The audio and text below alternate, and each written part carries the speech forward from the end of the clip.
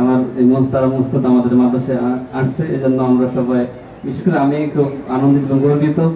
হুজুর এখন ছাত্রদেরকে বুখারী শরীফের কিতাবুল ঈমান থেকে একটু দর্শ দিবেন। আগেই বলে রাখছি, আপনারা বুঝেন অথবা না বুঝেন, হাদিসের সম্মানার্থে বা বরকত লাভের জন্য আপনারা ধৈর্য সহকারে এখানে বসবেন ইনশাআল্লাহ। হয়তো আপনাদের এতেও অনেক উপকার হবে। সম্মানিত হাজির, এ পর্যায়ে আপনাদের সামনে দর্শ প্রদান করবেন আমার মোহতারাম উস্তাদ, বিশিষ্ট আলেম দ্বীন, শেখুল হাদিস মুফতি নাসিমউদ্দিন রহমান।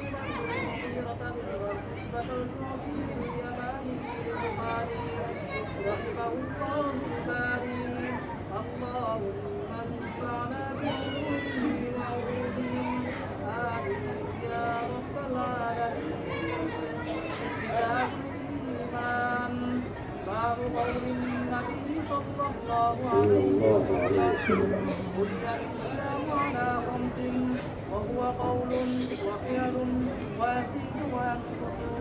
قال الله تعالى ليزدادوا إيمانا مع إيمانهم وزدناهم هدى ويزيد الله الذين اهتدوا هدى والذين اهتدوا زادهم هدى وآتاهم تقواهم ويزداد الذين آمنوا. وقوله عز وجل أيكم زادكم هذه إيمانا فأما الذين آمنوا فزادتهم إيمانا. وقوله فاخشوهم فزادهم إيمانا. وقوله وما زادهم إلا إيمانا وتسليما. والحب في الله والبغض في الله من الإيمان. السلام عليكم ورحمة الله وبركاته.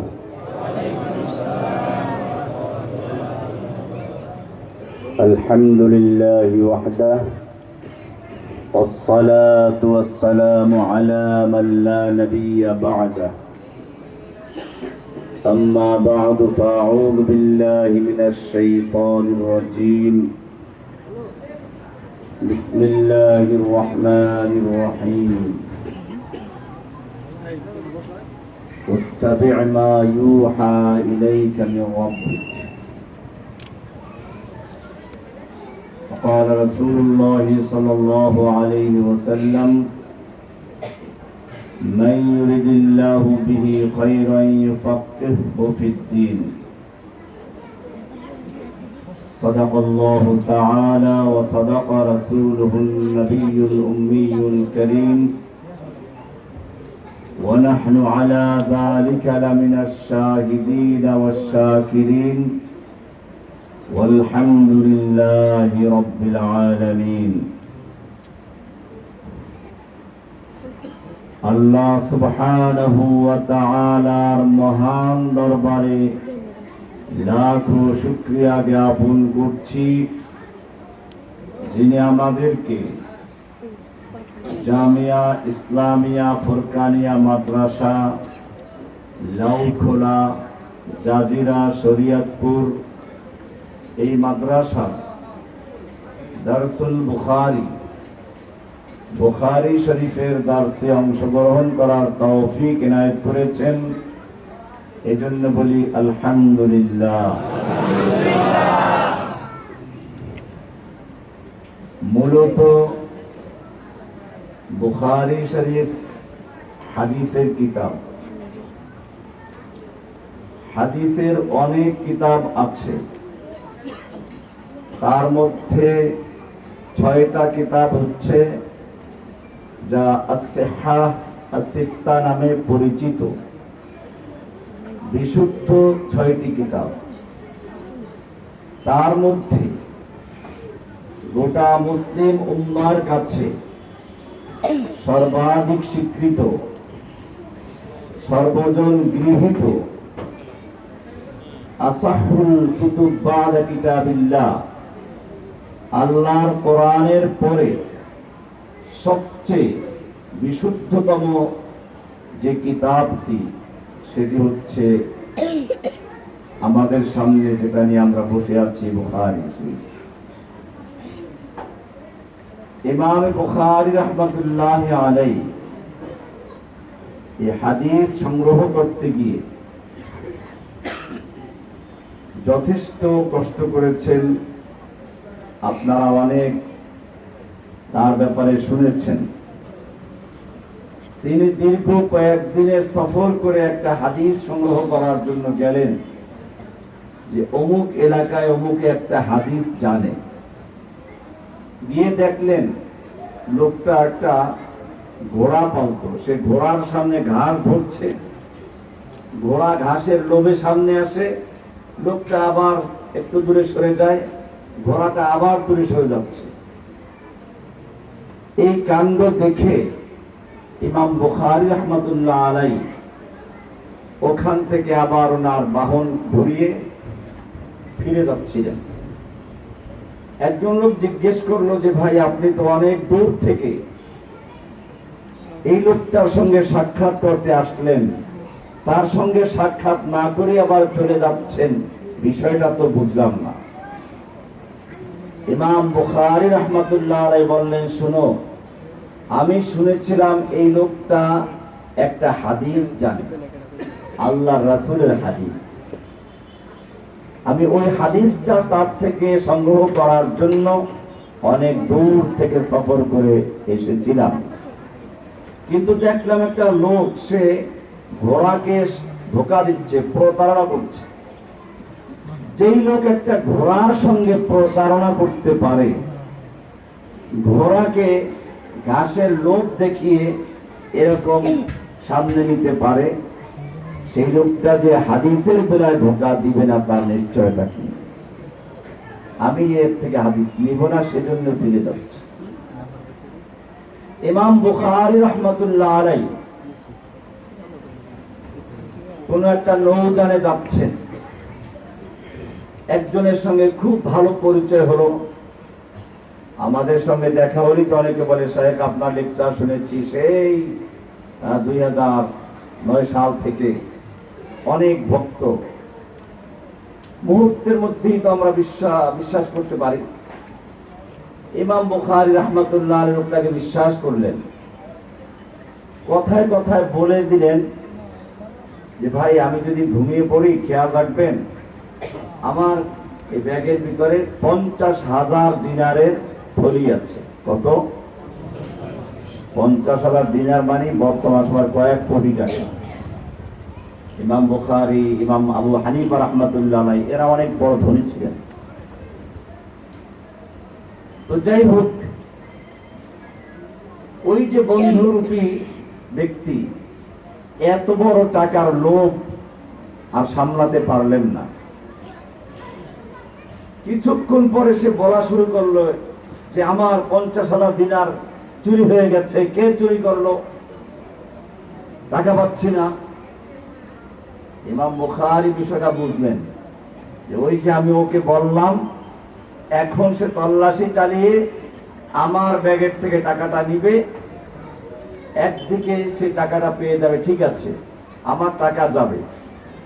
সবচেয়ে বড় যে জিনিসটা যাবে তা হচ্ছে আমার সারা জীবনের যে অর্জন, হাদিস সংগ্রহ করার ক্ষেত্রে, হাদিস গ্রহণযোগ্য হওয়ার ক্ষেত্রে সবচেয়ে বড় যে জিনিস তা হচ্ছে আদালত, জাতাহাত, নির্ভরযোগ্যতা, আমার ওইটা নষ্ট হয়ে যাবে। উনি সুযোগ বুঝে আস্তে টুক করে টাকার পুতলাটা নদীতে ফেলে দিলেন। লোকটা রীতিমতো চিল্লাচিল্লি করে সবার যা কিছু আছে লাগেজ তল্লাশি করে টাকা পেল না। লোকেরা তাকে বকাঝকা শুরু করলো। এরপরে ওই লোকটা ইমাম আবু বুখারী রাহমাতুল্লাহ আলাইহি জিজ্ঞেস করলেন যে আচ্ছা, আপনি না বললেন আপনার কাছে 50,000 দিনার আছে? হ্যাঁ আছে, ছিল, কিন্তু তুমি যখন এই কাণ্ড শুরু করেছো তখনই বুঝতে পেরেছি আমার টাকার প্রতি লোভ হয়েছে তোমার, তুমি সেই কারণেই এই কাজটা করেছো। আমি আস্তে করে সুযোগ বুঝে টুক করে কেন বলছি বুঝতে পারছেন তো, নদীতে ফেলে দিয়েছি। এতগুলো টাকা আপনি ফেলে দিলেন? বলে হ্যাঁ, এতগুলো টাকার চেয়েও আমার আদালত অনেক বড়। আমার হাদিসের ক্ষেত্রে বিশ্বস্ততা, নির্ভরযোগ্যতা, সেইটা 50,000 দিনার নয়, 50 কোটি দিনারের চেয়েও বেশি মূল্যবান। ফেলে দিলেন। ইমাম বুখারী রাহমাতুল্লাহ আলাইহি সারা বিশ্বে প্রসিদ্ধ মুহাদ্দিস। অনেকেরই তো হিংসা থাকে। ওনাকে পরীক্ষা করার জন্য 10 জন আলেম তৈরি হলেন বাগদাদ, তখন ইসরাকা বাগদাদ, সমস্ত আলেমদের কেন্দ্র তখন বাগদাদে। বাগদাদে ওনাকে আমন্ত্রণ করা হলো, 10 জন আলেম ওনাকে পরীক্ষা করবেন। কিরকম জানেন? হাদিসের সনদ আছে, এই হাদিসটা উনি কার থেকে নিলেন, তিনি কার থেকে, এইভাবে সূত্র উল্লেখ করে তারপরে প্রত্যেকটা হাদিস বয়ান করেছেন। এটাকে বলে সনদ। এই সনদগুলোর মধ্যে 10 জনে এক একজনে 10টা করে হাদিস একটু পরিবর্তন করেছে, বাপের জায়গায় ছেলের নাম, ছেলের জায়গায় বাপের নাম, বা একই শব্দ অর্থ এক থাকে, শব্দটা পরিবর্তন করে, এরকম সূক্ষ্ম পরিবর্তন করে এক একজনে 10টা হাদিস নিয়ে তৈরি হলো। প্রথম জন দাঁড়িয়ে বললেন প্রথম হাদিস, হাদাসানা ফুলান ক্বালা ফুলান, এরকম সনদ বয়ান করে হাদিস শুনাই দিলেন। ইমাম বুখারী রাহমাতুল্লাহ আলাইহি বলেন আল্লাহু লা আদরি, আল্লাহর কসম আমি হাদিস জানি না, কখনো শুনিও না। এরকম প্রথম জনের 10টা হাদিস, প্রত্যেকটা হাদিসের সঙ্গে বললেন আল্লাহু লা আদরি, আমি জানি না।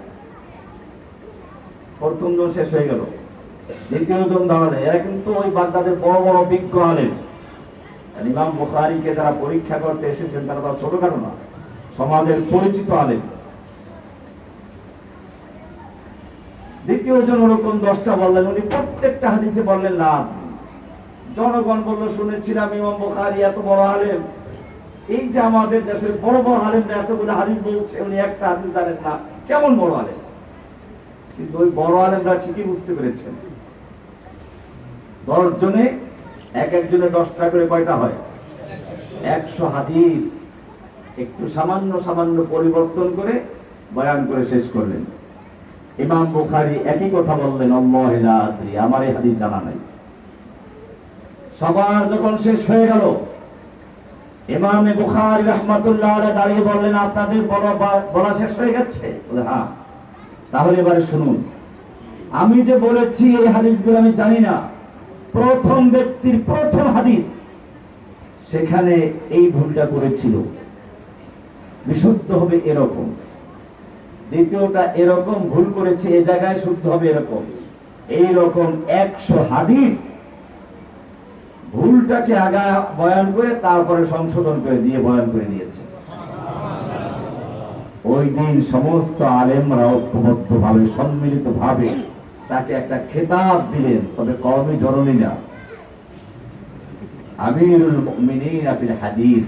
কি নাম দিলেন? আমিরুল মুমিনিন ফিল হাদিস, হাদিস জগতের সম্রাট। বাস্তবিক আপনাদের সৌভাগ্য, এই বুখারীর দার্সে আজকে আপনারা অংশগ্রহণ করেছেন। বুখারী যদি বুখারীর মতো দার্স দেওয়া হয়, তাহলে হয়তো অনেকেই সাধারণ মানুষের জন্য বোধগম্য হবে না। সেজন্য আমি গভীর আলোচনায় যেতে চাচ্ছি না, আপনারা যাতে বুঝেন এরকম কিছু বিষয় আলোচনা করতে যাচ্ছি ইনশাআল্লাহ সুবহানাহু ওয়া তাআলা। ইলম অর্জন করার মাধ্যম তিনটা। কয়টা? তিনটা। প্রথম, জাহিরি ইলম অর্জন করা। এটা হয় প্রাথমিক ইলম বা জাহিরি ইলম যেটাকে বলি, এটা হয় পঞ্চ ইন্দ্রিয়ের মাধ্যমে। এক নম্বর হচ্ছে আল হাওয়াসুল খামসা, পঞ্চ ইন্দ্রিয়। চোখ দিয়ে আমরা দেখি, কান দিয়ে শুনি, নাক দিয়ে ঘ্রাণ নেই, জিহ্বা দিয়ে মজা নেই, ত্বকের স্পর্শে আমরা অনুভব করি। কয়টা হলো? 5টা। এই 5টাকে বলা হয় আল হাওয়াসুল খামসা, পঞ্চ ইন্দ্রিয়। এর মাধ্যমে প্রাথমিক ইলমটা অর্জন হয়। চোখ দিয়ে আমরা দেখি, এরপরে আর কোনো কাজ আছে? এরপরে ওর কাজ শেষ। ওর কাজ যেখানে শেষ হয়ে যায়, ওখান থেকে দ্বিতীয়টার কাজ শুরু হয়ে যায়। দ্বিতীয়টার কাজ হচ্ছে আল আকল। কি নাম? আকল। আলাতুল ইলমি সালাসা, ইলম অর্জন করা, জ্ঞান অর্জন করার মাধ্যম কয়টা? 3টা। কয়টা? 1 নম্বর কি বললাম? আল হাওয়াসুল খামসা, পঞ্চ ইন্দ্রিয়। চোখ, নাক, কান, জিহ্বা, ত্বক। কয়টা হলো? চোখ দিয়ে আমরা দেখি, দেখার পরে তার কাজ শেষ হয়ে যায়। পরবর্তী ধাপের কাজ শুরু হয়, যার মাধ্যমে, তার নাম আকল। তার নাম কি? একটা যুবক রাস্তায় একটা সুন্দরী মেয়ে দেখে তার চোখ দেখলো, চোখের কাজ শেষ হয়ে গেছে। এখন তার মাথায় ফিকির করে ওই মেয়েটার বাড়ি কোথায়, কেমনে ওর সাথে সম্পর্ক করা যায়, ওর মা বাপ কোথায়, শেষ পর্যন্ত একেবারে বিয়ে করা পর্যন্ত বাবায় গিয়ে এই সব ফন্দি ফিকির করে কি? মাথায় আকল। এই কারণে কোরআনের একটা আয়াত খুবই তাৎপর্যপূর্ণ, আল্লাহু ইয়ালামু মা তাসনাউন। আল্লাহ তাআলা জানেন তোমাদের মাথার মধ্যে কি কারখানা আছে, কারখানায় কি তৈরি হচ্ছে। মাসনা, সানা, আরব দেশে যারা থাকেন তারা জানেন, সানায়া বলা হয় শিল্প অঞ্চলকে, যেখানে বিভিন্ন কারখানা থাকে। তো আল্লাহ বলছেন তোমাদের মাথার কারখানায় কি তৈরি হয় তা আল্লাহ তাআলা জানেন। মাথার মধ্যে কারখানা আছে নাকি? একটা আছে। কারখানায় যেরকম ভাবে বিভিন্ন প্রোডাক্ট তৈরি হয়, ঠিক সেরকম ভাবে মাথার মধ্যে একটা কারখানা আছে। সে চিন্তা ফিকির করে তারপরে তার রূপ দেয়। একজন ইঞ্জিনিয়ার, একজন কারিগর, সে কি করে? চিন্তা গবেষণা করে তারপরে একটা জিনিস বের করে। তাহলে দ্বিতীয় যে ইলম অর্জনের মাধ্যম, তার নাম হচ্ছে কি? আকল, জ্ঞান, বিবেক, বুদ্ধি। কিন্তু এই বিবেকেরও একটা সীমানা আছে, এটা দিয়ে সব অর্জন করা যায় না। এই জ্ঞান বা আকল, বিবেক, বুদ্ধি এর দৌরত্ব যেখানে শেষ হয়ে যায়, যেটা সে বুঝে না, যেমন মাকে কেন বিয়ে করা যাবে না, দুই বোনকে একাত্রে কেন বিয়ে করা যাবে না, একজন মেয়ে কেন ছেলের অর্ধেক সম্পত্তি পায়, এগুলো সাধারণ আকল দিয়ে বোঝা যাবে না। আকলের দৌরত্ব, জ্ঞানের দৌরত্ব যেখানে শেষ হয়ে যায়, সেখান থেকে তৃতীয় যে আলাতুল ইলম, সেটার কাজ শুরু হয়, তার নাম ওহী। তার নাম কি? ওহী।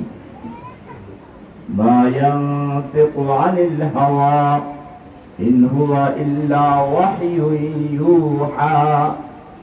সুন্দর কথা। আল্লাহ তাআলা বলছেন, আমার নবী কোন কথা নিজের মনের থেকে তৈরি করে বলেন না, ইন হুয়া ইল্লা ওয়াহয়ুন ইউহা, তার প্রতি যা ওহী করা হয় ওহীর মাধ্যমে তিনি কথা বলেন। শুধু এটাই না, কোরআন আরো সুন্দর করে বলছে, ওয়ালাউ তাকাব্বালা আলাইনা বা'দাল আকাবিল, যদি মুহাম্মদ সাল্লাল্লাহু আলাইহি ওয়াসাল্লাম আমার পক্ষ হতে কোনো কথা তৈরি করে বলতেন, আমার নামে চালিয়ে দিতেন,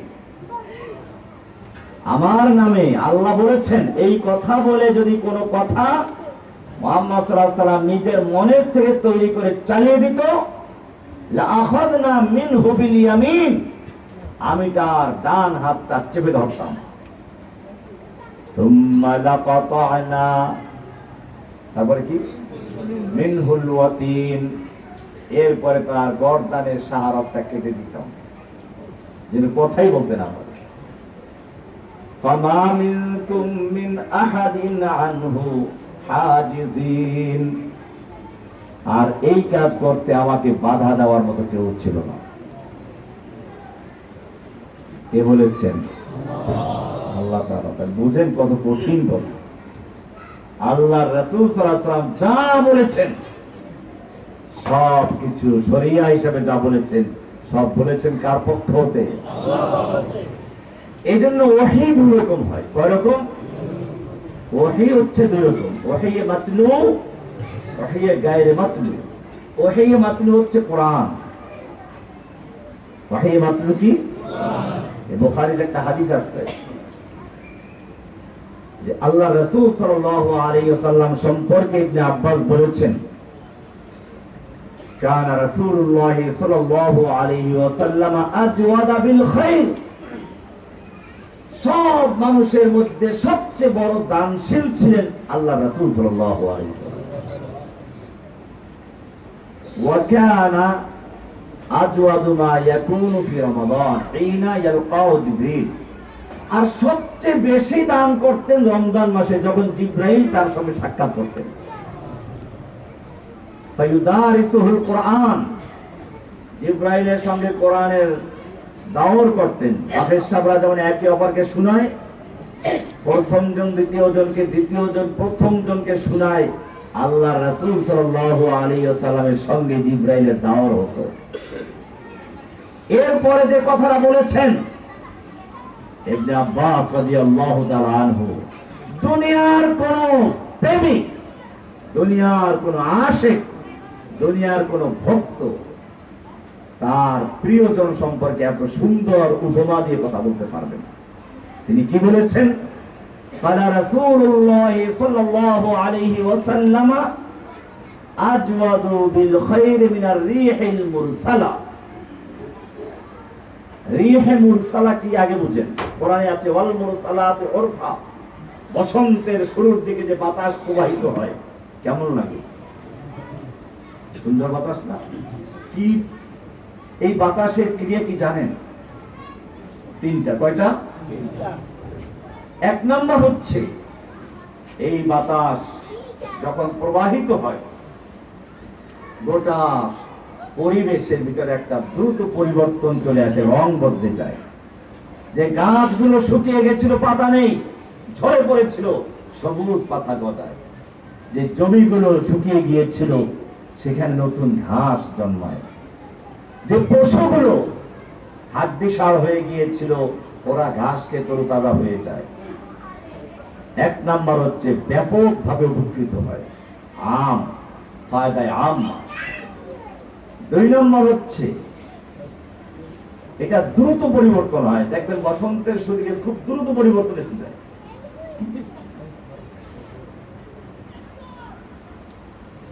রিহে মুরসালা, বাতাস দুই রকম। দুই রকম। আমরা ফ্যান চালাচ্ছি কেন? বাতাস তো এখানে এমনি আছে। বাতাস চালাই কেন? ফ্যান চালাই কেন? ফ্যান কেন চলে? বাতাস ফ্যান বন্ধ করে দিলে বাতাস আছে কিনা? তাহলে ফ্যান চালাতে হয় কেন? বাতাসটাকে প্রবাহিত করার জন্য। মুরসালা হচ্ছে প্রবাহিত বাতাস। এটাই ইবনে আব্বাস বলেছেন, ফালা রাসূলুল্লাহ সাল্লাল্লাহু আলাইহি ওয়াসাল্লাম কানা আজওয়াদা বিল খায়র মিনার রিহিল মুরসালা। আল্লাহ রাসূল সাল্লাল্লাহু আলাইহি ওয়াসাল্লাম, তো এটা এই পৃষ্ঠা শুরু কি আছে দেখে নিও তোমরা, 4 নম্বর পৃষ্ঠা শুরুতে একেবারে। ফালা রাসূলুল্লাহ সাল্লাল্লাহু আলাইহি ওয়াসাল্লাম আজওয়াদু বিল খায়র মিনার রিহিল মুরসালা।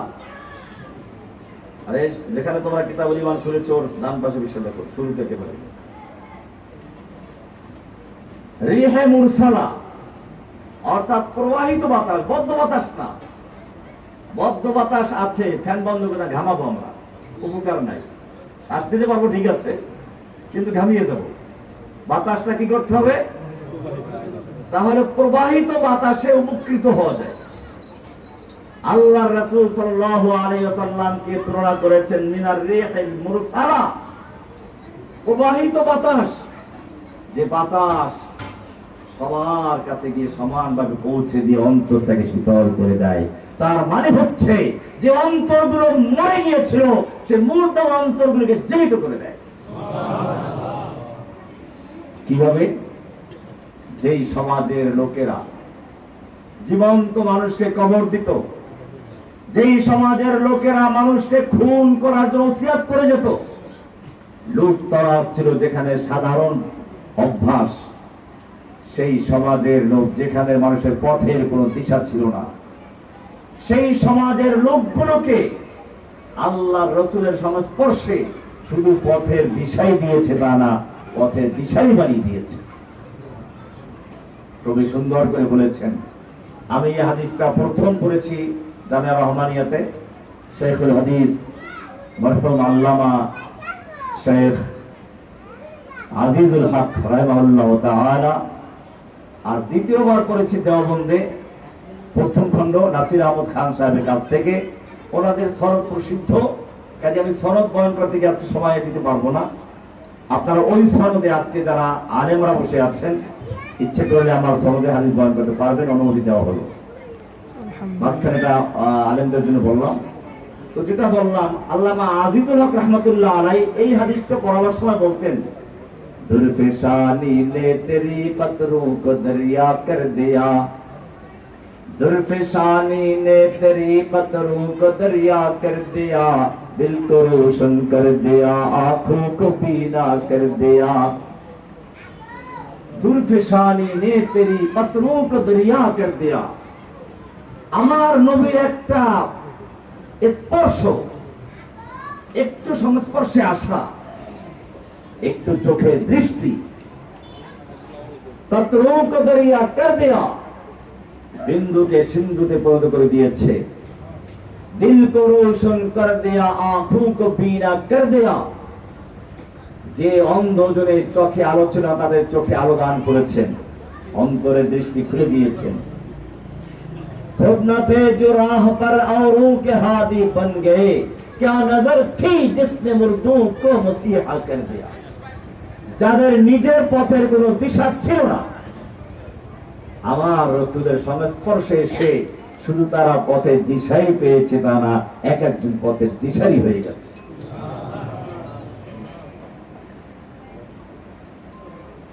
ইমাম বুখারী রাহমাতুল্লাহ আলাইহি আল্লাহর নবীর হাদিসগুলোকে জমা করেছেন। অনেক ঘটনা আছে। হাদিসের কিতাব লিখতে গিয়েও এক একজন মুহাদ্দিস যার কাছে যেটা গুরুত্বপূর্ণ সে ওটা দিয়ে শুরু করে থাকে। আপনারা দেখবেন আমাদের দেশে বক্তারাও যে লাইনের বক্তা, যার কাছে যেটা গুরুত্বপূর্ণ সে ওটা দিয়ে বেশিরভাগ বয়ান করে। আমার বক্তব্য যদি শুনেন কেউ, দেখবেন সেই শুরু থেকে শুরু করে এখন পর্যন্ত অডিও ভিডিও যা পাবেন, দুইটা জিনিস সবসময় পাবেন। আমার বইতেও লেখা আছে, আমার একটা বই আছে দিন কায়েমের সঠিক পথ, যে বইটা দুনিয়ার কুফফারদের কলিজার ভিতরে জালজালা শুরু করে দিয়েছে। ভূমিকম্প শুরু হয়ে গেছে ওই বইয়ের কারণে। ওই বইয়ের শুরুতে লেখা ছিল, একেবারে শুরুতে ঢুকবার পরেই দুটো জিনিস যা অত্যন্ত গুরুত্বপূর্ণ, অথচ বেশিরভাগ মানুষ সে দুটোকে অবজ্ঞা করে, গুরুত্ব দেয় না। একটার সম্পর্ক ভিতরের অবকাঠামোকে ঠিক করার জন্য, আরেকটার সম্পর্ক হচ্ছে বাহিরের অবকাঠামোকে ঠিক করার জন্য। একটার কাঠামো হচ্ছে ভিতরে ইসলামকে টিকিয়ে রাখার জন্য, ইসলামের অস্তিত্বের জন্য, আর একটার প্রয়োজন ইসলামের স্থায়িত্বের জন্য। একটার নাম তাওহীদ, অপরটার নাম জিহাদ। এই দুটো নিয়েই শুরু করেছি, দুটো নিয়ে আছি, আর হয়তো মৃত্যু পর্যন্ত দুটোর উপরেই থাকবো ইনশাআল্লাহ। অন্যগুলো আছে, ওলামায়ে কেরাম করেন। শেখ সাদি রহমাতুল্লাহ আলাইহি বলেছেন, যদি দেখি কোনো কাজ আমাকে ছাড়াই হয়ে যাচ্ছে, তো সেখানে তো আমার নাক গলাবার কোনো প্রয়োজন নাই। আগার দিদাম কে না বিনা ওয়াচাস, কিন্তু যদি দেখি সামনে কুয়া, অন্ধ লোকটা হেঁটে যাচ্ছে, তখন যদি আমি চুপ থাকি, তখন আমার জন্য চুপ থাকা ঠিক হবে না। অন্ধ যাচ্ছে, সামনে কুয়া, পড়ে যাবে, এখন আমি চুপ থাকলে কাজ হবে? আমাকে কি ওনাকে ফিরাতে হবে। ঠিক তেমনি ভাবে মুহাদ্দিসিনে কিরাম হাদিস জমা করতে গিয়ে, কিতাব লিখতে গিয়ে, যার কাছে যে বিষয়টা গুরুত্বপূর্ণ উনি সেটা দিয়ে শুরু করেছেন। ইমাম মুসলিম রাহমাতুল্লাহি আলাইহি উনি দেখলেন হাদিসের জন্য সবচেয়ে গুরুত্বপূর্ণ সনদ কি দরকার? সনদ মানে হাদিস আল্লাহর রাসূল সাল্লাল্লাহু আলাইহি ওয়াসাল্লাম থেকে কে শুনলো, তার থেকে কে, তার থেকে কে, এই পর্যন্ত যে আসলো, হাদিসটা কিভাবে আসলো, আগে সূত্র বলো। নইলে তো ওই যে কেরাসিনীর বাংলা বইতে আপনারা কবিতা পড়েছেন, রূপকথা হাবিবুর রহমান, সেখানে ছিল এইখানে আমাদের মানা কিছু নাই, নিজেদের খুশি মতো কাহিনী বানাই। কবিতা পড়েন নাই? এইখানে আমাদের মানা কিছু নাই, নিজেদের খুশি মতো কাহিনী বানাই। এই ভণ্ড পীরদের দেখবেন মুরিদদের কাছে কত কাহিনী যে বানায় পীরের নামে, এত বিশ্বাস, এইটা করছে, ওইটা করছে, ওইটা করছে, মনে করেন আল্লাহ ফেল এদের সামনে। এই কারণে ইমাম বুখারী রাহমাতুল্লাহ আলাইহি বলেছেন, কালা রাসূলুল্লাহ বলার আগে বলো তুমি কার থেকে শুনেছো, কে কার থেকে, তারপর দেখো সনদ ঠিক আছে কিনা। মুহাম্মদ ইবনে সিরিন রাহমাতুল্লাহ আলাইহি একজন বড় তাবেঈ, তিনি বলেছেন, দেখো ইন্না হাযাল ইলমা দীনুন, এই ইলমটাই হচ্ছে দ্বীন। দ্বীন অন্য কিছু নাম না, দ্বীন ইলম। ফানজুরু আম্মান তাখুযুনা দীনাকুম, ভালো করে যাচাই বাছাই করে দেখো তুমি কার থেকে দ্বীন গ্রহণ করছো, ও নিজে ঠিক আছে কিনা। ইমাম বুখারী ওই যে বললাম, কার থেকে হাদিস নিলেন না, এজন্য প্রসিদ্ধ আছে মাসালুল্লাযী ইয়াতলুবুল ইলমা বিলা ইসনাদিন কামাসালিল্লাযী ইয়ারতাকিস সাতহা বিলা সুল্লামিন। যেই ব্যক্তি সনদবিহীন ইলম অর্জন করতে চায়, সে ওই ব্যক্তির মতো যে ছাদে চড়তে চায় সিঁড়ি ছাড়া। সিঁড়ি ছাড়া ছাদে চড়া যেমন সম্ভব নয়, ঠিক ইলম অর্জন করার ক্ষেত্রেও সনদ ছাড়া ইলম অর্জন করা সম্ভব নয়। এই জন্য সাধারণ জেনারেল শিক্ষিত ভাইদেরকে বলি, তোমরা আমাদের ভালোবাসো, আমাদের লেকচার শোনো, শিরক বিদআত সম্পর্কে সচেতন হও, তাওহীদ সুন্নাহকে জানতে পাও, ভালো কথা। কিন্তু মনে রাখতে হবে উলামায়ে কেরামদের সংস্রব রাখতে হবে। মানুষের জন্য খাদ্য যেরকম জরুরি, আমি কয়েকদিন আগে এদিকে একটা আলোচনা করেছিলাম, সেই লোকটা যদি কারো কাছে থাকে শুনে নেবেন, ওইখানে বিস্তারিত আলোচনা করেছিলাম যে একটা মানুষের জন্য মানুষকে 4টা ভাগে ভাগ করেছিলাম। সেখানে খাদ্য যেরকম প্রয়োজন নিয়মিত, ঠিক আলেম ওলামাদের সঙ্গে নিয়মিত যোগাযোগ রক্ষা করতে হবে। কেন? খাদ্য না খেলে যেমন মানুষ আস্তে আস্তে মরে যায়, ঠিক হক ওলামায়ে কেরামদের সঙ্গে সংযোগ না থাকলে আপনার কলব মরে যাবে, রূহ মরে যাবে। আস্তে আস্তে আপনি নিজেই একজন ইমাম হয়ে যাবেন, নাস্তিক হয়ে যাবেন, গোমরাহ পথভ্রষ্ট হয়ে যাবেন, যেটা হচ্ছে। ইমাম মুসলিম রাহমাতুল্লাহ আলাইহি সেজন্য ওনার কিতাব শুরু করেছেন সনদের আলোচনা দিয়ে। সাধারণ ভাইরা কিছু বুঝছেন না কি বলতে চাচ্ছি? সূত্র মানে এই যে হাদিস বর্ণনা যে সূত্রটা আছে সনদ, এইটার বিষয় নিয়ে আলোচনা শুরু করেছেন। কে শুরু করেছেন? ইমাম মুসলিম রাহমাতুল্লাহ আলাইহি। এবং এই কারণে তিনি হাদিস লিখতে গিয়েও একটা হাদিসের 10টা 20টা পর্যন্ত সনদ বয়ান করেছেন। খালি সনদ, হাদিস একটাই, সনদ বয়ান করে বলতেছেন আমি অমুকের থেকে সে, অমুক থেকে সে, অমুক থেকে, এরপরে নাহবাহু আগেরটার মতো।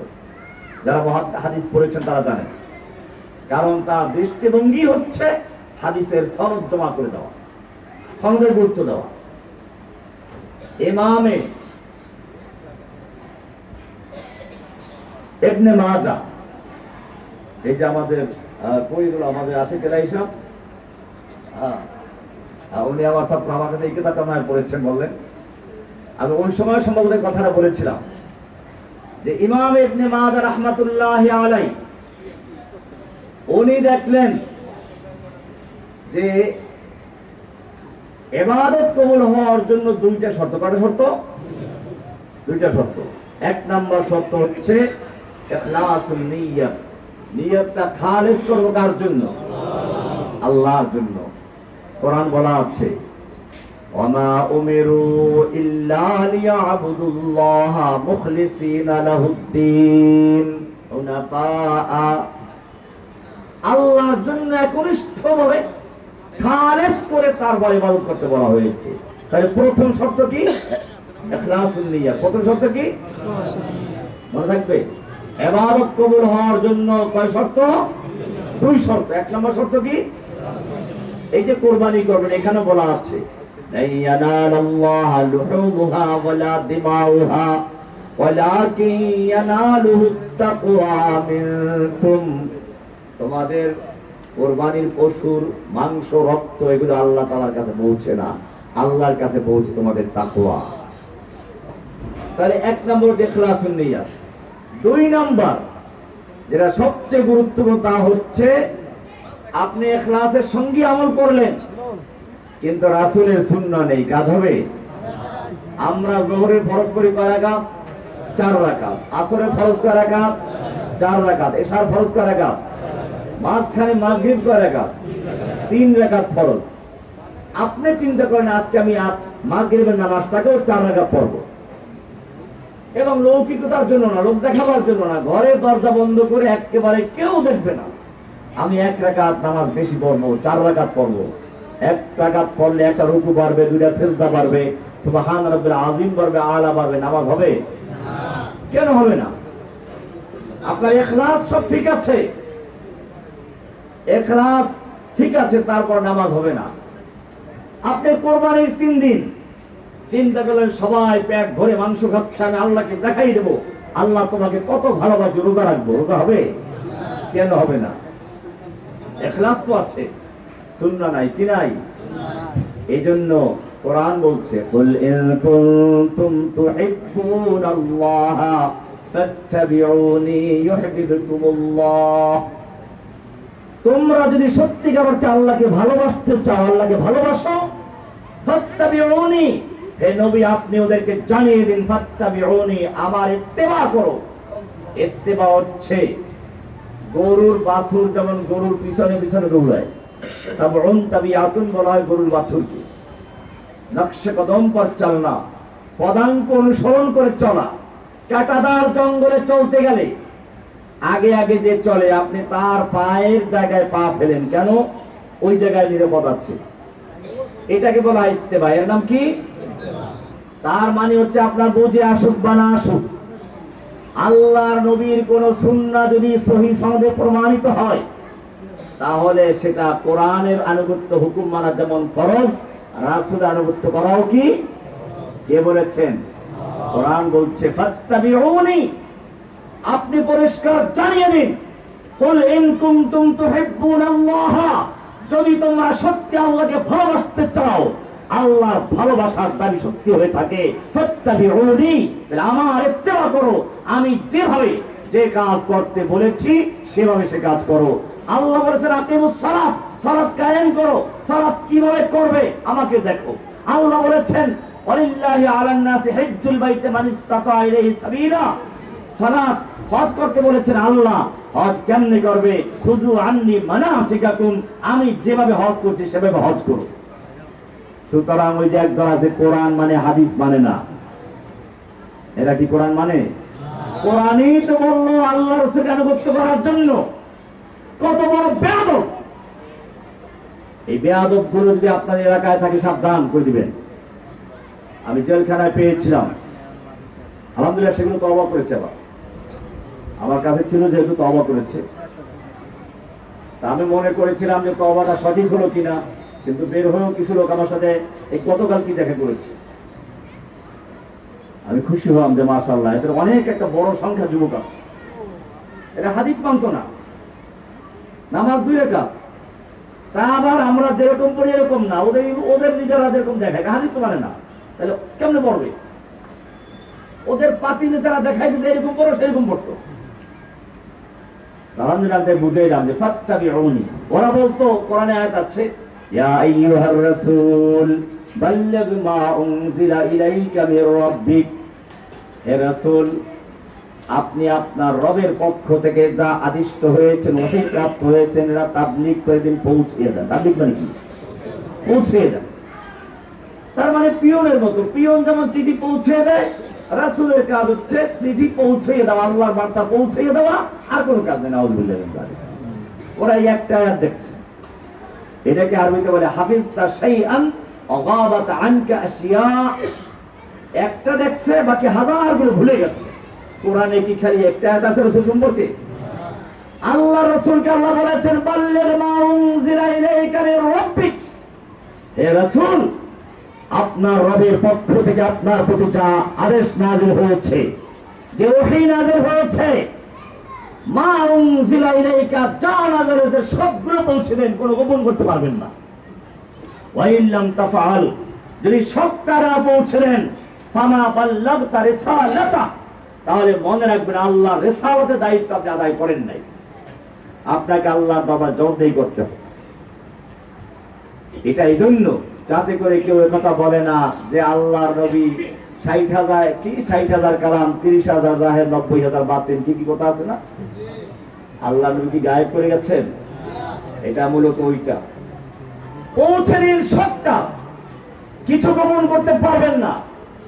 আল্লাহর নবী সেজন্য এই বিজয় হজের ভাষণে চূড়ান্ত বিদায় হচ্ছে যখন গোটা উম্মতকে কিয়ামত পর্যন্ত আপনাকে আমাকে এই নবী বিদায় জানাচ্ছেন, সেই ভাষণে তিনি জিজ্ঞেস করলেন, ও আমার উম্মতরা শুনো, কিয়ামতের মাঠে তোমাদের যেমন জিজ্ঞাসাবাদ করা হবে, আমাকেও জিজ্ঞাসা করা হবে। আমাকে ওহীর দায়িত্ব দেওয়া হয়েছে তাবলীগ করার জন্য, তোমাদের কাছে আল্লাহর বাণী ঠিক মতো পৌঁছে দেওয়ার জন্য, কোনো কিছু গোপন না করার জন্য। আমাকে যদি কিয়ামতে জিজ্ঞেস করে তোমাদেরকে সাক্ষী মানা হয়, তোমরা কি বলবে? আলা হাল বাল্লাগতু, আলা হাল বাল্লাগতু, আলা হাল বাল্লাগতু। হে আমার উম্মতরা সাক্ষী দাও, আমি কি পৌঁছেছি, আমি কি পৌঁছেছি, আমি কি আল্লাহর বাণী ঠিক মতো পৌঁছেছি না কিছু গোপন করেছি? সাহাবায়ে কি বলেছিলেন? না 90,000 গোপন করেছেন, 60,000 জাহের কি লিখেছে? 90,000 কালাম, 60,000 বাতিল, 30,000 জাহের না কি বলেছেন? এটা বলতে নাকি হাদিসের বুখারী হাদিসে আছে। আল্লাহর নবীর এই প্রশ্নের জবাবে সমস্যায় সমস্ত সাহাবায়ে কেরাম বলে উঠলেন, নাম কাদ বাল্লাগতার রিসালাহ, ওয়াদাইতাল আমানা ওয়া নাসাহাতাল উম্মাহ। হে নবী, আমরা সাক্ষ্য দিচ্ছি আপনি আল্লাহর আমানত, কোরআন আপনি ঠিক মতো পৌঁছিয়েছেন, কোনো কিছু গোপন করেন নাই। বাল্লাগতা রিসালা, রিসালাতের দায়িত্ব আপনি ঠিক মতো পৌঁছে দিয়েছেন, তাবলীগ করেছেন। ওয়াদাইতাল আমানা, আল্লাহর আমানত আপনি ঠিক মতো আদায় করেছেন। ওয়া নাসাহাতাল উম্মাহ, এবং আপনি উম্মতের জন্য কষ্ট করে যথার্থ কল্যাণ কাজ করেছেন। আপনি উম্মতের কল্যাণের জন্য সব করেছেন, আমরা সেই সাক্ষ্য দিচ্ছি। আল্লাহর নবী এবারে আকাশের দিকে আঙ্গুল উঠালেন আর বললেন, আল্লাহুম্মা শাহাদ, আল্লাহুম্মা শাহাদ, আল্লাহুম্মা শাহাদ। আল্লাহ তুমি সাক্ষী থাকো, আল্লাহ তুমি সাক্ষী থাকো, আল্লাহ তুমি সাক্ষী থাকো। আমার উম্মত সাক্ষী দিচ্ছে আমি আমার দায়িত্ব, তোমার দেওয়া আমানত, তোমার ওহীর রিসালাত আমি উম্মতের কাছে ঠিক মতো পৌঁছেছি, কোনো কিছু গোপন করি নাই। কি সুন্দর বিদায় অনুষ্ঠান জানেন। আল্লাহ বসে থাকেন নাই, আল্লাহ এই মজলিস এত সুন্দর কবুল করলেন, মোহর লাগালেন, সিল মারলেন। কোরআনের সর্বশেষ আয়াতে জিব্রাইল বললেন, যাও তাড়াতাড়ি। اليوم أكملت لكم دينكم وأتممت عليكم نعمتي ورضيت لكم الإسلام دينا اليوم أكملت لكم دينكم। হে নবী, আপনি আপনার উম্মতদেরকে জানিয়ে দিন, কিয়ামত পর্যন্ত যত উম্মতরা আসবে সব উম্মতকে বলে দিন, اليوم أكملت لكم دينكم, আজকে আমি তোমাদের জন্য তোমাদের দ্বীনকে মোকাম্মল করে দিলাম, পরিপূর্ণ করে দিলাম। ওয়া আতমামতু আলাইকুম নি'মাতি, তোমাদের উপরে দীর্ঘ 23 বছর পর্যন্ত যে ওহী নাযিল হচ্ছিল, জিবরাইল কোরআনের বাণী নিয়ে যাচ্ছিলেন, আতমামতু আলাইকুম নি'মাতি, সেই নিয়ামতের ধারা ওহীর দ্বারা আজকে সমাপ্ত করে দিলাম, পরিপূর্ণ করে দিলাম। বলে তাহলে কেমনে চলবো? রাদিতু লাকুমুল ইসলাম দীনা, দিন হিসেবে তোমাদের জন্য ইসলামকে আমি মনোনীত করলাম। পরিপূর্ণ হয়ে গেল। পরিপূর্ণ কাকে বলে? ধরুন একটা বিল্ডিং এর কাজ পূর্ণ হয়ে গেছে, সেই সময় একজন একটা স্বর্ণের ইট নিয়ে আসলো, বললো এক জায়গায় লাগান, লাগান যাবে? বলে ইটের মূল্য এত বেশি, আপনার পুরো বিল্ডিং এর মূল্যের চেয়ে একটা ইটের মূল্য অনেক বেশি। না, তারপর লাগানোর সুযোগ নেই, আমার কোনো জায়গা ফাঁকা নেই, সব কাজ শেষ হয়ে গেছে। এখন যদি এই সুন্দর দামি ইটটা লাগাতে হয়, কি করতে হবে? ওই এক ইট পরিমাণ ভাঙতে হবে, ঠিক কিনা? ভাঙলে কি আর আগেরটা হলো? ঠিক তেমনি ভাবে আল্লাহর নবী মুহাম্মদুর রাসূলুল্লাহ সাল্লাল্লাহু আলাইহি ওয়াসাল্লামের মাধ্যমে আল্লাহ তাআলা জানিয়ে দিলেন, আমি আমার দ্বীনকে মুকাম্মাল করে দিয়েছি, পরিপূর্ণ করে দিয়েছি। কিয়ামত পর্যন্ত এই দ্বীনের মধ্যে নতুন কিছু কোনো ঢুকাবার সুযোগ নেই। যদি ঢুকাতে চায় তাহলে কি করতে হবে? রাসূলের মাধ্যমে যে ইসলামের বিল্ডিং নির্মিত হয়েছে সেটা ভাঙতে হবে, ঠিক কিনা? এই জন্যই বেদাত কোন সময় ভালো হতে পারে না। কি হতে পারে না? বেদাত কোন হাসানা নাই। ইমাম শাতিবী রাহমাতুল্লাহ আলাইহি লিখেছেন, মানি বিতাদা বিদআতান, যে ব্যক্তি কোন বিদআত তৈরি করলো, ফায়ারাহা হাসানাতান, আবার ওইটাকে বিদআতে হাসানা নাম দিল, সেজন্য দাবি করলো, ফাকাদ জাআমা আন্না মুহাম্মাদান সাল্লাল্লাহু আলাইহি ওয়াসাল্লাম খানা ফিল রিসালা, যে মুহাম্মদ সাল্লাল্লাহু আলাইহি ওয়াসাল্লাম রিসালাতের দায়িত্বে খেয়ানত করেছেন। কারণ আল্লাহ বলেছেন, আল-ইয়াওমা আকমালতু লাকুম দীনাকুম, তোমাদের দ্বীনকে পরিপূর্ণ করে দিলাম। আর তুমি বলছো পরিপূর্ণ হয় নাই, কিন্তু বিদআত তৈরি করছি, বিদআতে হাসানা। এইজন্য তিনি বলেছেন, ফামা বা লাম ইয়াকুন ইয়াওমা ইদিন দীনান ফালাইসা আল-ইয়াওমা দীনা। আল্লাহর নবী মুহাম্মদুর রাসূলুল্লাহ সাল্লাল্লাহু আলাইহি ওয়াসাল্লামের মাধ্যমে ওই দিন যে ইসলামকে পরিপূর্ণ করা হয়েছিল, ইসলামের বিল্ডিং কে পূর্ণ করা হয়েছিল, সেই দিন ইসলামে যেগুলো প্রবেশ করতে পারে নাই, কিয়ামত পর্যন্ত সেগুলো দিন হতে পারে না। ইমাম মুসলিম রাহমাতুল্লাহ আলাইহি সেজন্য সনদের গুরুত্ব দিলেন খুব বেশি। সনদ নিয়ে উনি আলোচনা করেছেন। কি ইমাম মুসলিম গেল ইমামে ইবনে মাজাহ, ইত্তেবায়ে সুন্নাহ, রাসূলের সুন্নাহ, অর্থাৎ যে কোনো কাজ করব আমরা অনুসরণ কাকে? তাহলে ইবাদত কবুল হওয়ার শর্ত কয়টা? একটা হচ্ছে ইখলাসুন নিয়্যাত, দুই নম্বরে কি? ইত্তেবাউস সুন্নাহ, দুই নম্বর কি? সব কাজ অনুসরণ করব কাকে? রাসূল সাল্লাল্লাহু আলাইহি ওয়াসাল্লামকে। মান ইউতি'আর রাসূল ফাকাদ আতা আল্লাহ, যে ব্যক্তি রাসূলের ইতাআত করলো সে আল্লাহর ইবাদত করলো। দুই নম্বর বললাম ইমাম ইবনে মাজাহ। তিন নম্বর আসেন ইমাম আবু দাউদ, ইমাম নাসাই, ইমাম তিরমিজি। ওনারা চিন্তা করলেন ঈমানের পরে সবচেয়ে গুরুত্বপূর্ণ ইবাদত সালাত, আর সালাতের জন্য শর্ত হচ্ছে তাহারাত, ওযু করা। ওনারা ওনাদের কিতাব শুরু করেছেন তাহারাত দিয়ে। এখানেও কিছু পার্থক্য আছে, আমি বলতে গেলে অনেক সময় লাগবে। ইমাম আবু দাউদ এক দৃষ্টিভঙ্গি পালন করেছেন, উনি চিন্তা করেছেন প্রত্যেক মাযহাবের দলিলগুলো জমা করে দেওয়া। সেজন্য যদি আপনি কোন মাযহাবের দলিল তালাশ করেন সব দলিল ওখানে পাবেন আবু দাউদের ভিতরে। এরকম এক এক কিতাবের এক এক বৈশিষ্ট্য আছে। এবারে আসলেন আজকে যে বিষয়টা, ইমাম বুখারী রাহমাতুল্লাহ আলাইহি তিনিও চিন্তা করেন সবচেয়ে গুরুত্বপূর্ণ কি। ইমাম বুখারীর দৃষ্টিটা দেখেন, উনি চিন্তা করলেন আমল বলি যা কিছু বলবো সব কিছুর মূলে হচ্ছে ওহী। সব কিছুর মূলে কি? ইলম আসে কোত্থেকে? ওহীর মাধ্যমে। চূড়ান্ত ইলম আসে কোত্থেকে? ওই যে বললাম মা ইয়ানতিকু আনিল হাওয়া ইন হুয়া ইল্লা ওয়াহয়ুন ইউহা, ওহী। ওয়াত্তাবি' মা ইউহা ইলাইকা মির রাব্বিক, হে নবী আপনার প্রতি আপনার রবের পক্ষ থেকে যা ওহী করা হয়েছে তার ইত্তেবা করুন। রাসূলকে বলা হচ্ছে ওহী অনুসরণ করতে। কাজী ইমাম বুখারী রাহমাতুল্লাহ আলাইহি দেখলেন যে সবচেয়ে গুরুত্বপূর্ণ যেটার উপরে সবকিছু নির্ভর করে সেটা হচ্ছে কি? এই জন্য উনি অনেক তার শুরু করেছেন বাবুন কাইফা কানা বাদুল ওহী ইলা রাসূলিল্লাহি সাল্লাল্লাহু আলাইহি ওয়াসাল্লাম, কিভাবে রাসূলের প্রতি ওহী নাযিল হওয়া শুরু হয়েছিল। অবশ্যই বাদউন মানে যারা তোমরা ছাত্র যারা ভালো করে খেয়াল রাখবা, বাদউন মানে এখানে ইমাম বুখারী ইমাম তিরমিজি নিজস্ব একটা পরিভাষা আছে। এই বাদউন মানে খালি সূচনা না, শুরু না। বাদউন মানে হচ্ছে ওই শুরু থেকে শেষ পর্যন্ত সবটাই। তাহলে আর তোমার খুঁজে খুঁজে ওই যে তর্জমাতুল বাবের সাথে আর মনোভাব তৈরি করতে কষ্ট করা লাগবে না, কারণ প্রত্যেকটার মধ্যে ওহীর আলোচনা আছে। আর বাদউল ওহী বলতে গেলে, শুরু বলতে গেলে তখন কাজ লাগবে কি। ইমাম বুখারী ওহীর মাধ্যমে শুরু করেছেন। ওহীর মাধ্যমে যখন আপনি ইলম পাবেন, ওহীর মাধ্যমে যে ইলম আসবে তার প্রথম কাজ হচ্ছে ঈমান। তার প্রথম কাজ কি? ঈমান, যেটা একটু আগে ওরা পড়লো কিতাবুল ঈমান থেকে। ইমাম বুখারী রাহমাতুল্লাহ আলাইহি ঈমানের দুইটা অধ্যায় নিয়ে এসেছেন, একটা এই ওহীর পরে কিতাবুল ঈমান, আর একটা শেষে গিয়ে কিতাবুত তাওহীদ। তার মানে বুঝালেন শুরুতে ঈমান, শেষে কি? তাওহীদ, শেষে ঈমান।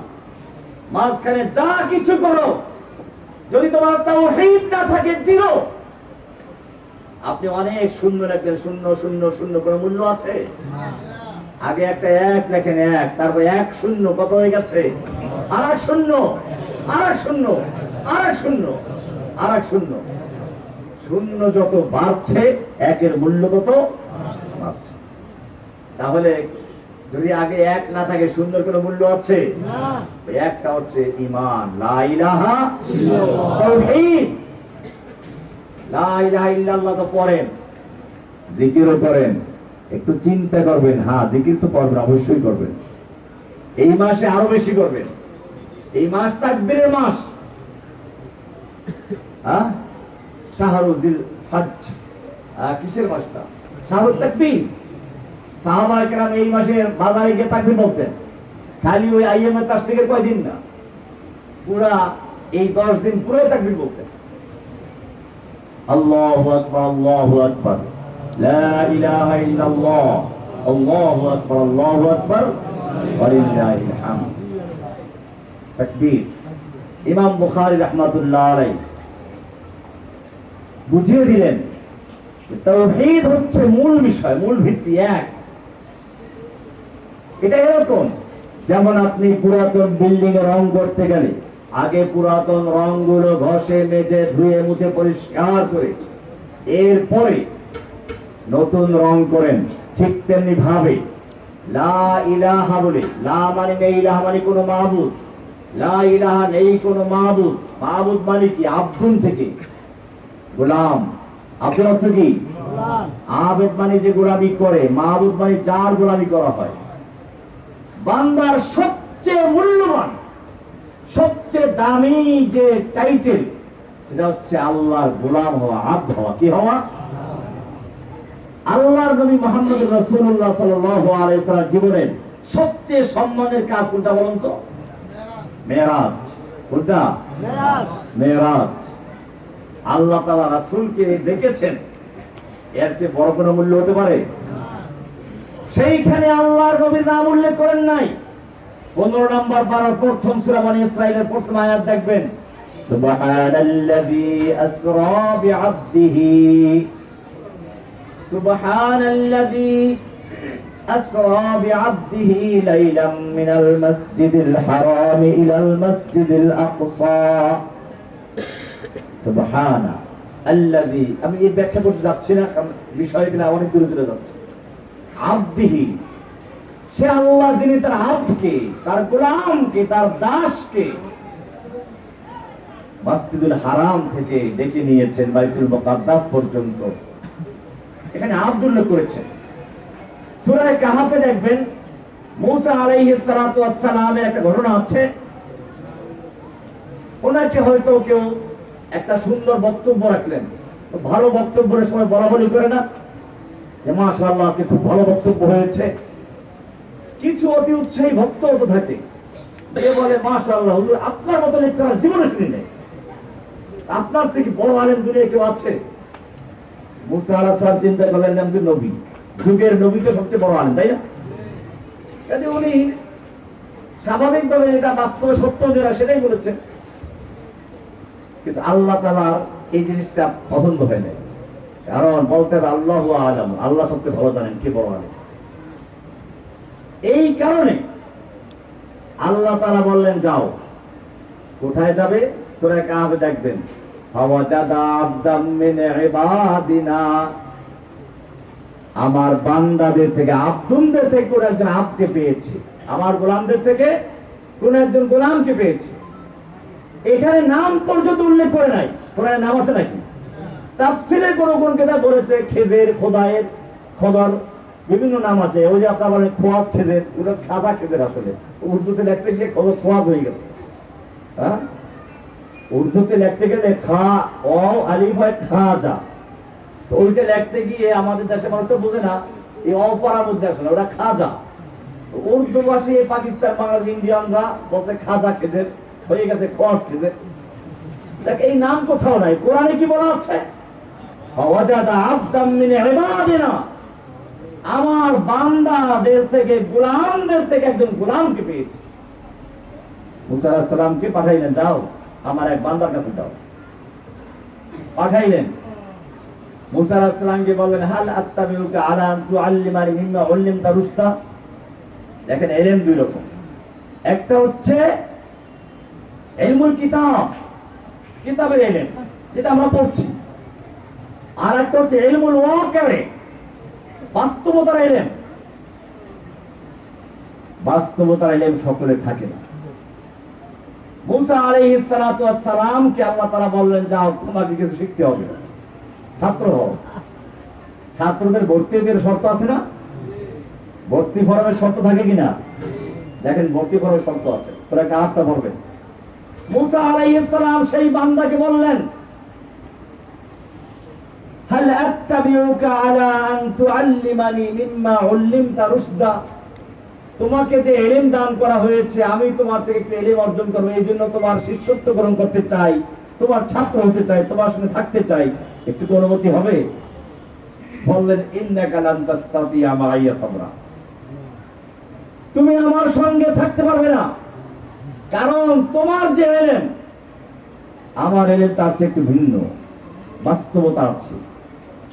এই ব্যাপারে তোমার ইলম নাই। ওয়া কাইফা তাসবিরু আলা মা লাম তুহিত বিহি খুবরা, যেই ব্যাপারে তোমার কোনো খবরই নাই, ওইটা তুমি কিভাবে সবর করবা?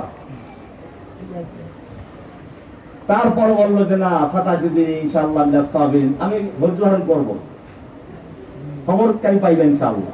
আচ্ছা ঠিক আছে, তার শর্ত আছে। তারপর কি হয়?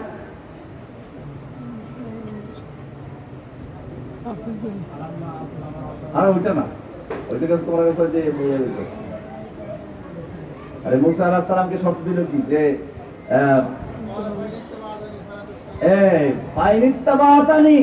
ভর্তি শর্ত, স্কুলে ভর্তি হলে শর্ত আছে না, এই উল্টা পাল্টা করতে পারবা না, মোবাইল ব্যবহার করতে পারবা না, এই করতে পারবা না, সেটা বলছে ফাইনিত্তাবাতানি, তুমি যদি আমার সঙ্গে ইলম অর্জন করার জন্য আমার ছাত্র হতে চাও, আমার সঙ্গে থাকতে চাও, ফালা তাসআলনি, তুমি যা কিছু দেখবে এই ব্যাপারে আমাকে প্রশ্ন করবা না।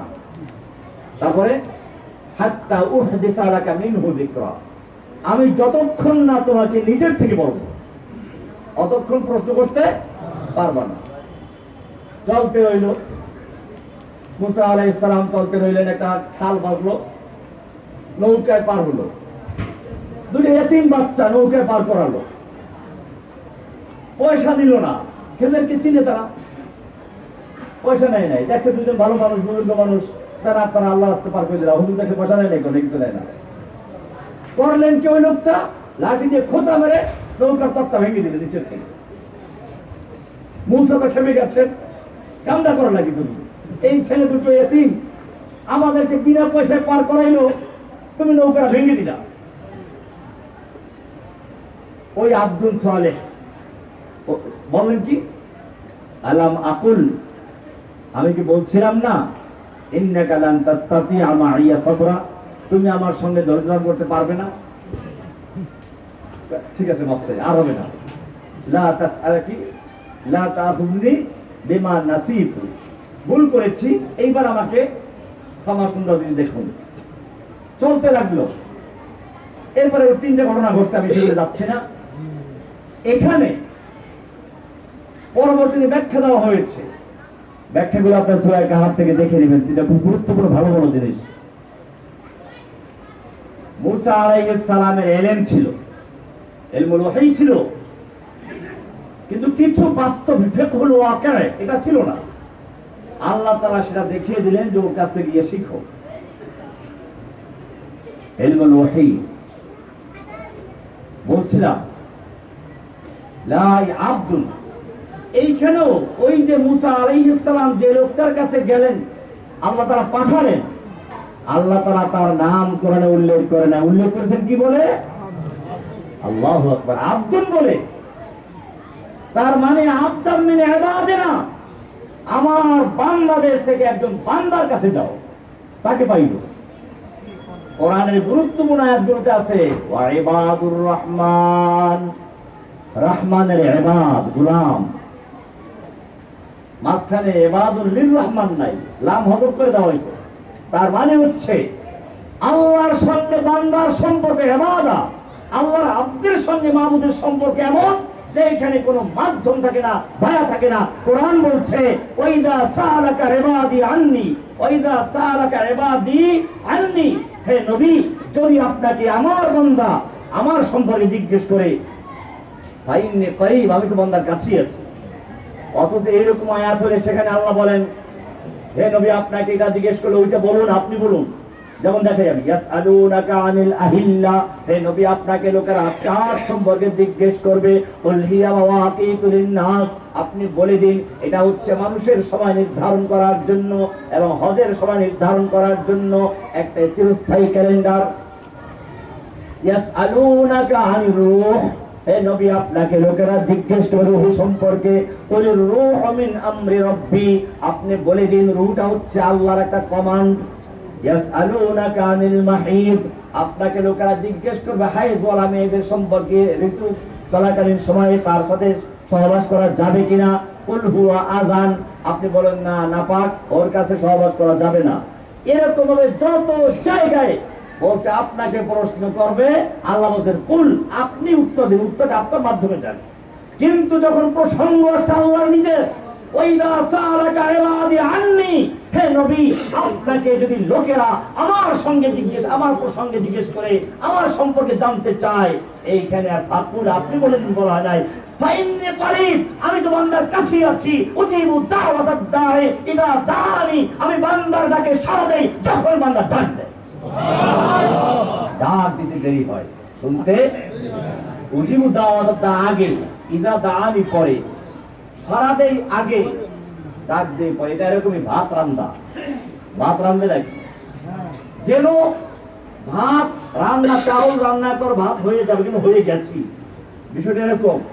উজিবু দাওয়াতাদ দাঈ ইদা দাআনি, এই যে হাদিস আমরা হজ করতে গেছে, বাইতুল্লাহর কাছে যায়, একটা অপরাধী বাচ্চা বাবার কাছে ডাকে, আসো, বাবা ডাকে, ও ভয় পায়, মার দেয় নাকি, পিটি লাগায় কিনা, তখন বাবা অভয় দেয়, আসো আসো, আমি তোমার আব্বু না, সবার কাছে আসো।